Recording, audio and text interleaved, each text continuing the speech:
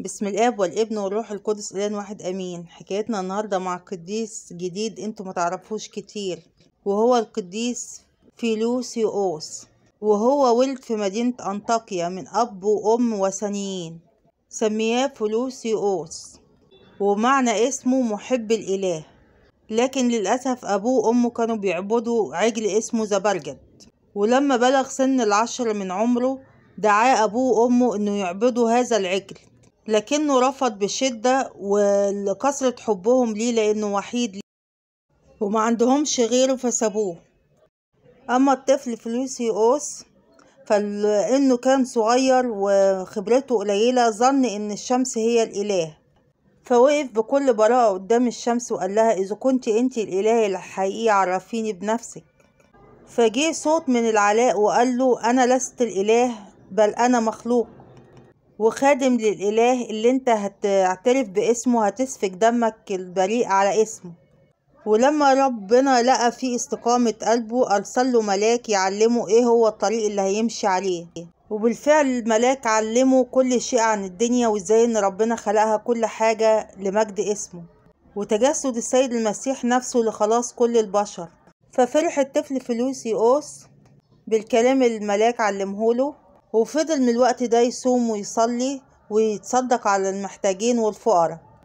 وبعد سنة من هذا التاريخ وظهور الملاك للطفل دوت، صنع أبوه وأمه وليمة لبعض الأصدقاء، وقبل الأكل والشرب طلب والديه منه أن يسجد للعجل دوت. فوقف بكل شجاعة ونظر للعجل المسمن ده وقال له: هل أنت الإله؟ فصدر صوت من جواه قال له: أنا لست الإله، بل أنا الشيطان اللي ساكن فيه وبضل ناس كتير.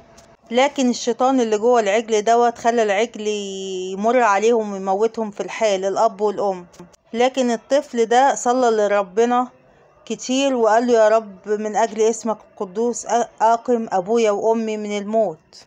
وبالفعل ربنا أقام الأب والأم من الموت، فلما قاموا آمنوا بربنا وراحوا يتعمدوا على اسم ربنا يسوع، وأعطاه الرب معجزة شفاء المرضى، وذاع صيته في كل البلدة.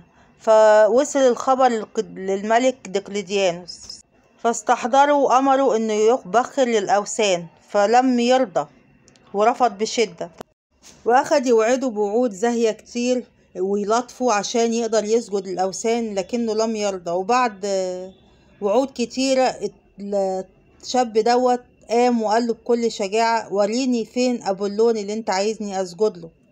ففرح الملك دقلديانوس وأرسل الكهنة والشيوخ بتوع المعبد إنه يرسلوا أبولون عشان يسجد ليه ويقدم فيه البخور. لكن وهو ماشي صلى ربنا فانفتحت السماء وأكلت الأوثان والكهنة، وحصل ضجة كبيرة في المدينة وقتها. ولما شاف أهل المدينة اللي حصل أمنوا كتير بالسيد المسيح، فطلب الملك بقطع رأسهم كلهم ونالوا إكليل الشهادة، كما أمر برضو بقطع رأس قديسنا العظيم فيلوسيوس. فبركة صلواته تكون معاكم ومعانا أمين. وما تنسوش تشتركوا معانا في قناة نور القديسين يفرح ربنا، دايما يفرح قلوبكم بكل غالي. واذكرونا دايما في صلواتكم. بركات القديسين تحل عليكم، بركات أمنا العذراء أولا وأخيرا، وأمين. صلوات القديسين تحل ليكم كل مشاكلكم وتبارك بيوتكم وأولادكم، أمين يا رب.